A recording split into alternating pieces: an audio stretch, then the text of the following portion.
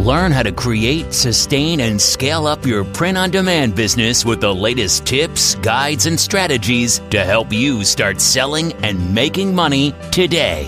Welcome to the Sales on Demand Show. And here's your host, Adam Schneider.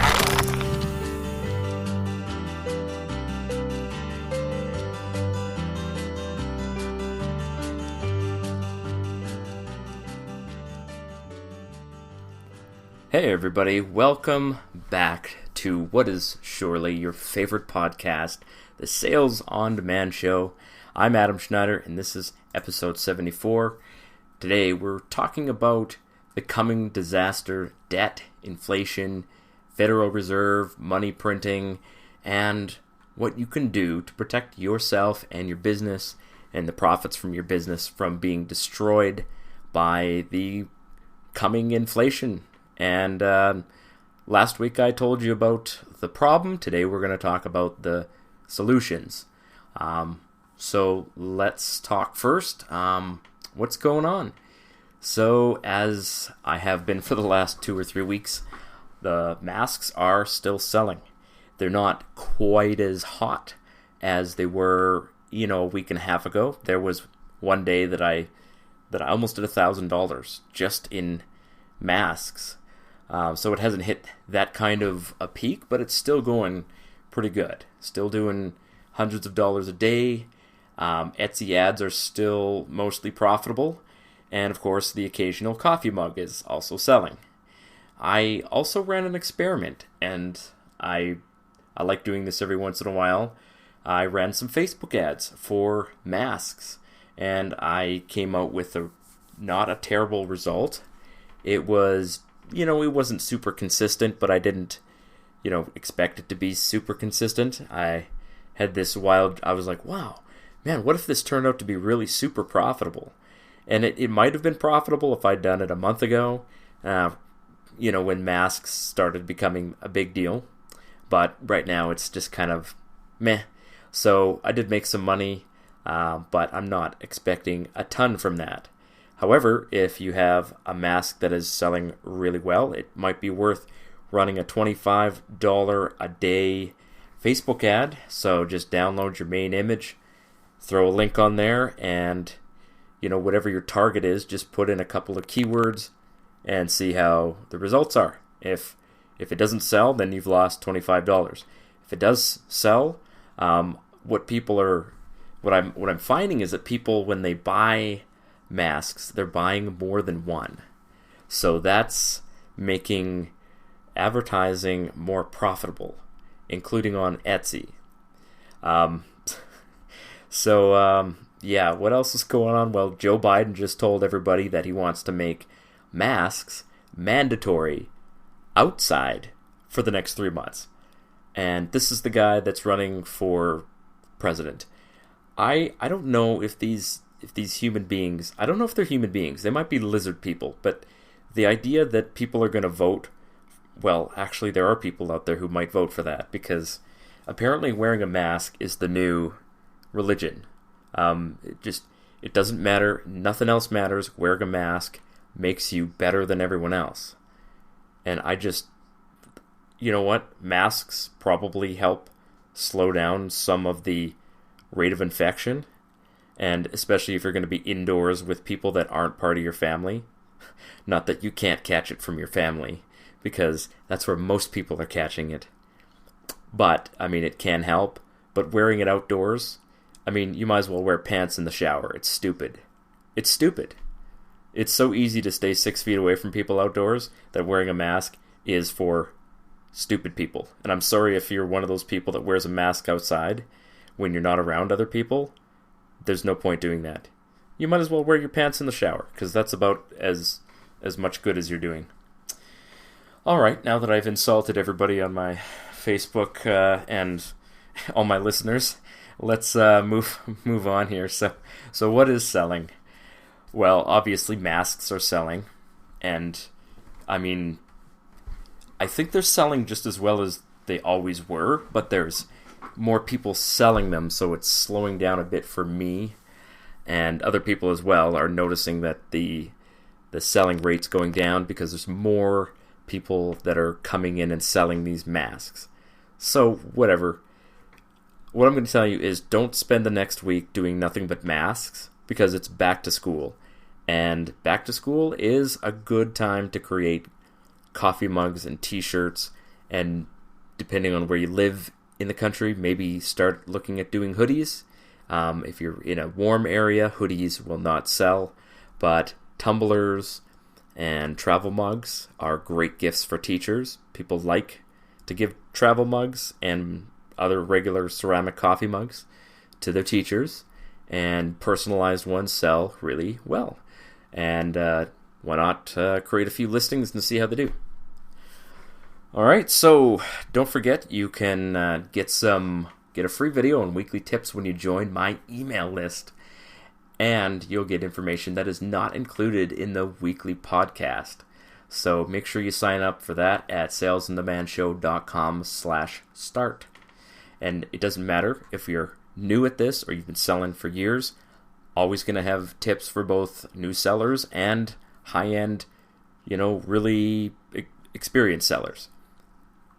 All right, so let's recap the last week. I was talking about modern finance and how the U.S. economy, and indeed every economy in 2020, is built on a house of cards. So, the money is not backed by any value, whereas 100 years ago, money was backed by gold.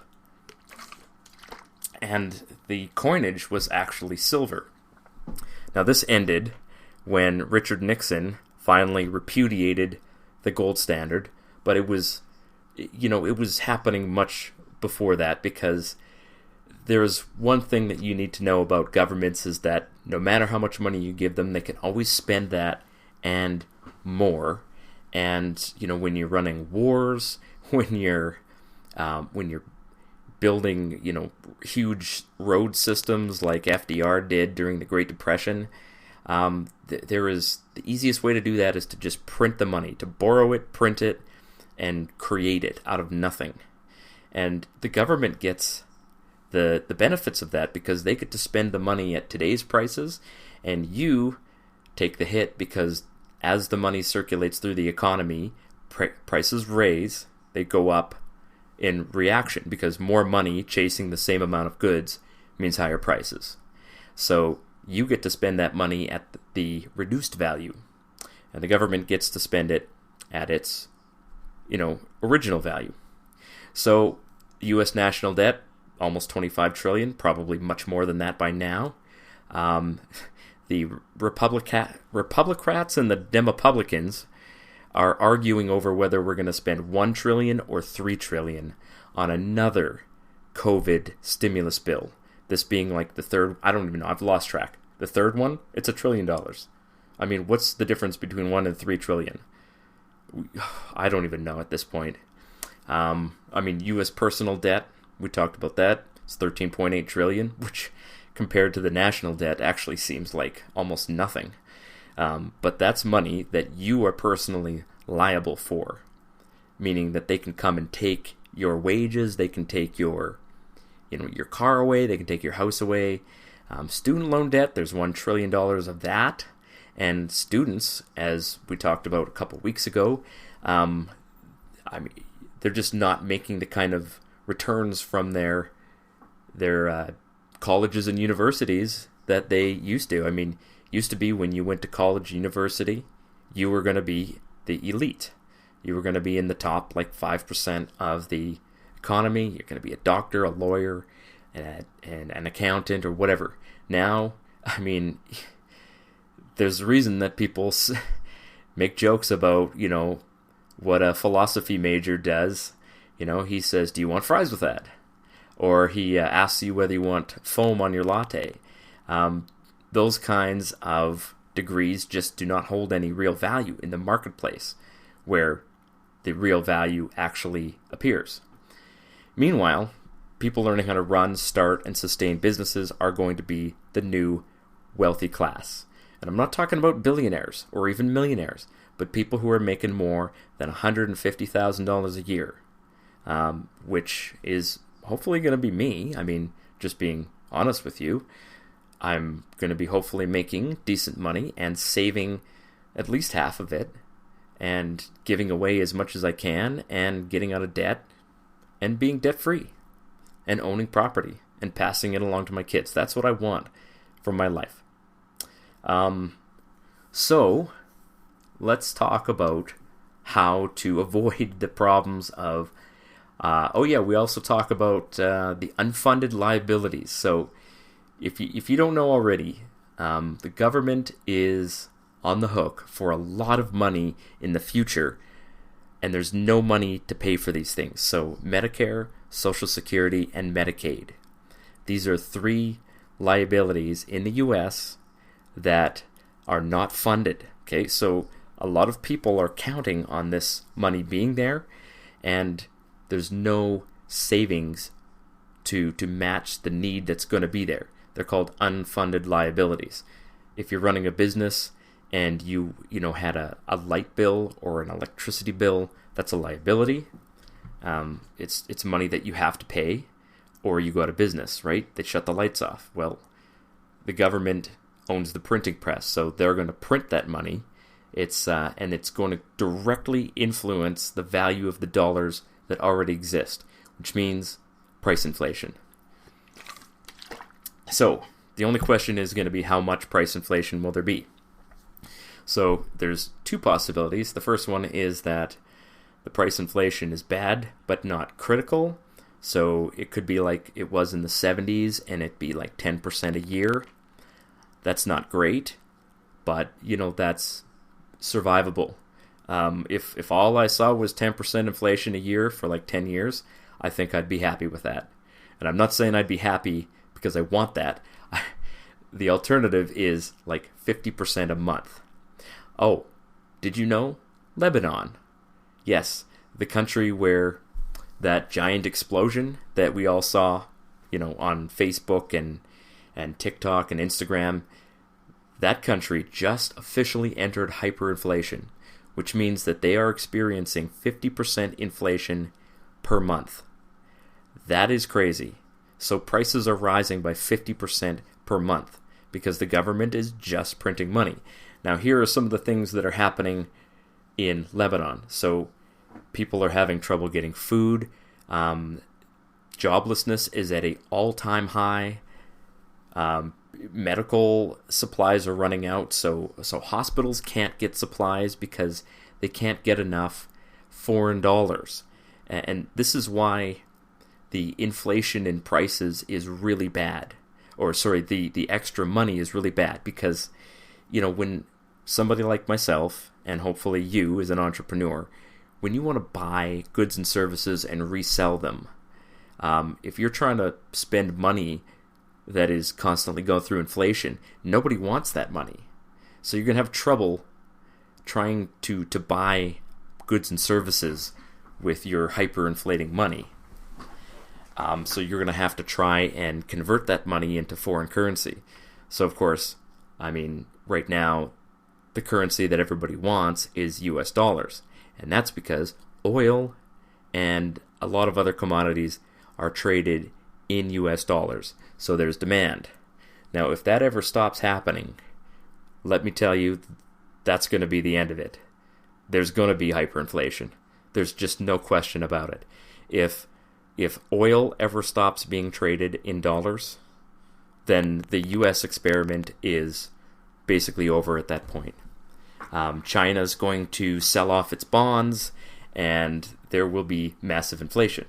Now, it could come over time, or it could happen right away. I'm going to be undertaking some strategies to protect myself. And usually these things, the worse the inflation, generally the shorter it lasts. But not always, because Venezuela is still experiencing 2,000% a year inflation. Venezuela, 2,000% a year as of today's date. 2,000% a year. That is crazy. So prices go up 20 times every year. Not just 2 times, but 20 times. So if you buy something that's $1, at the end of the year it costs $20. I don't think any of us can fathom that kind of inflation. And that's happening right now to a country that used to be what they called the breadbasket of South America. That was Venezuela. And people used to crow about Venezuela being this amazing example of socialism. Bernie Sanders famously praised Venezuela. Now, if you ask him about Venezuela now, he'll stutter and, drop his pudding cup and, run away from you, but he was trying to claim that Venezuela was a great example of how socialism works. Well, we can see that it doesn't, and the people in Venezuela they're basically miserable. Now, can you run a business in that environment? Yes, you can, but you're not going to do it in Venezuelan dollars. You're going to be doing it in some other kind of currency. So let's talk about how to deal with the upcoming inflation and what you should probably be thinking about doing. So the first thing that I highly recommend every single person do, and I know that this is probably going to be very difficult to do for most of you, and you're probably not going to understand why I'm suggesting this in the beginning, but if you live in a city where there's more than 100,000 people, and if you live in a city that's less than that, but you're right next to a city, and especially if there's 1 million or more people, you need to get yourself away from that, because that's going to be a huge problem for you. If you haven't already noticed, living in cities is becoming much less desirable. And I was just talking with a buddy of mine today about this, and both of us, we noticed that there are people looking to get out of cities. The major city that's closest to me is a city of about 1 million people, and the people cannot leave fast enough. So what is happening is that housing in small communities is becoming more expensive. It's becoming more desirable as people flee the major cities. People don't want to live in a big city where there's constant traffic. I mean, even without, all of the financial impacts, living in a city just honestly sucks. I mean, I got out of the city 12 years ago, and to be perfectly honest, it was the best thing I ever did. I now live in a community where there's 2,200 people. I can basically walk from one end to the other in 10 minutes. I can walk. There's a grocery store, and even if the grocery store, has very little food, most people in town are, they're storing more food than people would in the city. And I also point out that in farming communities, people actually are growing food. Now, I don't know, it's going to be tough for people to grow food if there's some kind of major inflation. So farmers are going to be kind of under pressure, because when prices go up, oil and fertilizer and all that stuff goes up in price as well. So it puts a lot of pressure on farmers, because they need to make their payments, and a lot of them are in debt. But you might be able to trade with farmers, and you certainly are going to be closer to where the food is, right? So if you really need to, you can go and buy a calf from somebody and raise it on a piece of land or something like that, and then butcher it and eat it. I mean, people do this all the time. Not people in the city, though, because in the city, you're not even allowed to have chickens. And they have rules that, like, you're not allowed to have more than one rabbit, and you can't do this, you can't do that, you can't have a garden in your front yard. The lot sizes in cities are tiny. Well, most of the time. Sometimes they're larger if you live in an older area of a city. But then if you are growing food in a community of 100,000 people, people are going to come and take your food, or try to at least. Whereas in a small town, there's going to be plenty of gardeners, because older people tend to be living in small towns, and they tend to be gardeners. So there may not be as much food as we would all like to have, but at least people will be growing some food. And personally, I've been cultivating my gardening skills over the last little while because it's just a good skill to have. So that's the first thing I recommend. Get out of the cities, or get somewhere that you can go if you need to live somewhere else. Find someone, a family member or something like that you can live with. Maybe they got a little mobile home on their property, or they got a basement suite that you can live in, and just be prepared if you need to get out of the city. Even in good times, this is always a good idea, because the cities can experience major problems due to weather. I mean, not that long ago, there was a massive flood in the major city close to me, and people's homes were basically unlivable. They had to leave. So if you don't have somewhere to go in an emergency, even when things are good, you may be homeless. You may be living in a hotel, or you may be living in a trailer or something like that. And that's not ideal.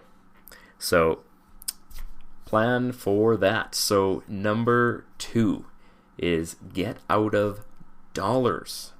Now, I don't mean don't do business in dollars, and by dollars I mean US dollars. But if you are making a profit and saving that profit up, which you should be, okay, don't spend your profits. Don't save up your profits and be like, man, I'm going to upgrade my car. The car I have is good enough, but I want to buy a better one. Don't think that money's there for you to go on a trip. That is money that you should be saving for the future. And if you're not using it to expand your business, which is probably the primary use for it, then you should be saving it in some kind of an investment. Now, man, I love it when I'm right. Shouldn't say I'm always right, but I called something. I predicted it, and it came true, and now I'm going to crow about it. And you know what? Probably 100 other people could have predicted this, because it was as predictable as the sunrise. But gold and silver are now at a massive high. Not as high as they have been, so there's definitely some upward room there, but they are much, much higher than they were even, 6 months ago, March, if that is in fact 6 months ago.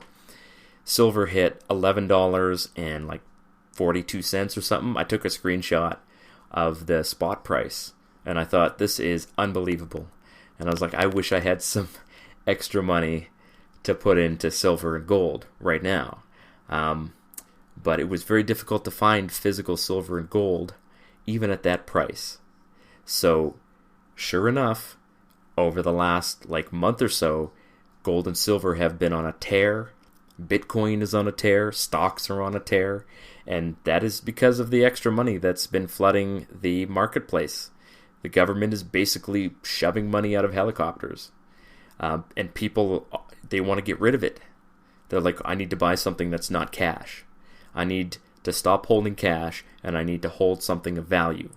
So you're going to see this continue probably over the next year. You're going to see investments that are, traditionally very stable, things like gold and silver, foreign stocks, mining stocks, exchange-traded funds, like a silver exchange-traded fund, or oil stocks are going to recover massively. And then foreign currencies are going to be a decent buy. But I still think the US dollar is fine for now. So if you have to hold some cash in US dollars, you're probably not going to be too bad off. But don't sit on that money, because you're losing purchasing power by holding dollars. And you don't want that. You don't want that unless you have to have cash on hand to run your business, which is normal. You can't conduct business with gold and silver. I wish you could, but it doesn't work like that. So, for me, I have to have at least probably $10,000 kind of just sitting around, not doing anything except for maybe earning 1% interest. It sucks, but that's part of business, right? So anything above that, throw that into one of these investments, and don't, I know that US stocks probably look pretty good right now, but I would not buy US stocks. There's just too much uncertainty in the American market to do that. Especially these traditional companies like, well, I mean, Amazon is probably fine. Any company that does business mainly online is probably going to be fine. But Walmart and these little companies like David's Tea or these, specialty boutiques, these companies are at huge risk of failure. I mean, David's Tea is a company that just went bankrupt. They're gone. And I never expected that to happen. So if you're holding stock in David's Tea, you just lost your money. Like all of it. The company doesn't exist anymore. So you just don't want to be holding, investments that are at risk like that, where the government can shut the operation down or close it for a few weeks or months or whatever. That's bad. And I'm not trying to get political here, but people burning these businesses down, that's a big deal. Some of these losers are crowing about insurance. Insurance companies are not going to insure these businesses for that kind of thing. If you're in a city and you want to buy insurance against looters, nobody will sell that to you. I guarantee it. If you have it now, they'll cancel it. There's not going to be any insurance for this kind of thing, right? Because it's a huge liability. And even in Chicago, like they're going and burning down Gucci stores. So, I mean, online businesses, you can't burn them down. I mean, the warehouses obviously can burn down, but, it's not as common. So, you don't want to be holding stock and investments in these physical businesses that are at risk. So number 3, and I'll end on this, is that you want to have some things saved up for you and your family. So I don't know what kind of, if I got a bunch of movie buffs on my listener, list here, but there's a movie called Tremors, and it's a really old movie. It's from the 80s, and it's really, really kind of cheesy, but it's amazing. It was one of those amazing 80s movies. Maybe it's 90s. I don't even know. But there was a couple of people in the movie, and one of them is being played by a real-life country singer, Reba McEntire, who's probably one of my favorite country singers. But she's playing this survivalist, and her husband have like a basement full of guns and food and like gasoline and stuff like that. Well, you don't need to be those people, but you do need to be more than the person who, has nothing in their fridge and doesn't know how to cook, right? So there are people out there that eat out every night, they don't know how to cook, they don't have any gardens, and they have no cash on hand. They go to the grocery store every 2 days to get enough food for the next 2 days. Do not be that person. Like I said, you don't need to be the person with, 19 AR-15s in your basement and 17,000 rounds of ammo, but you should probably have cash on hand, like actual physical cash, in case you need to buy things with cash. If the power goes out for some reason, and that can happen in any time. It can happen in a hurricane. I mean, it can happen if your bill, if the power goes out in a small town, you don't pay your power bill, whatever, right? Having some cash on hand, although if you have cash, you're probably paying your power bill. Forget that. No, have some cash at about a month's worth of food and a way to get around that doesn't burn gas. All of that would be very useful. If you do need to burn gas, having, a couple weeks worth of gasoline around also would be useful, but it's actually quite difficult to store gasoline. So most people, practically speaking, you're going to have like a week's worth of fuel. So, figure out what you do if you need to get to work and you don't have access to buy gasoline.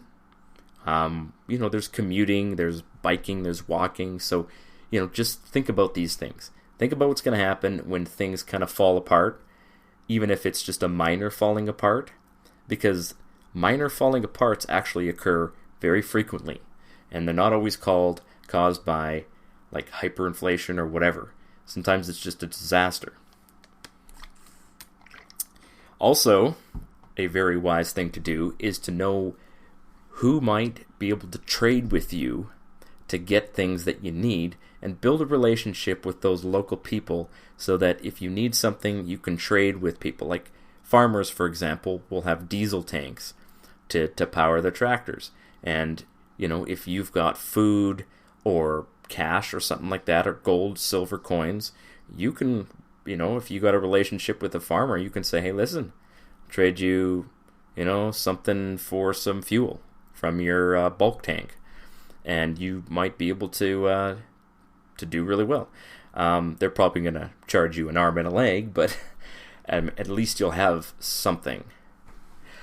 So, hopefully I didn't, make all of you think that I'm some kind of like crazy doomsday prepper, because I'm not.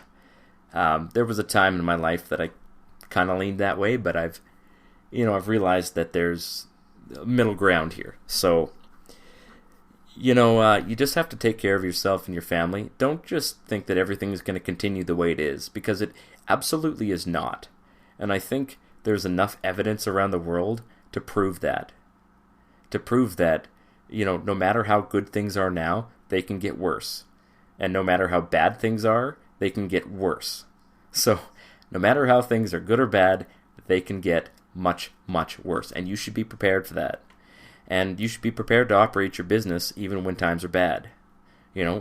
Operating a business during a pandemic means you need cash on hand, right? To send out orders, to make new listings. You could have made a lot of money this year if you had some cash and some time. And there's a lot more money to be made this year. This is going to be a good year for shopping online. People are not going to want to shop in malls. If the malls are even open, they're going to want to shop online. So you need to be prepared and have those listings and products ready for them to buy. Well, that is it, everybody. Thank you very much for listening, and we'll see you next week. Cheers.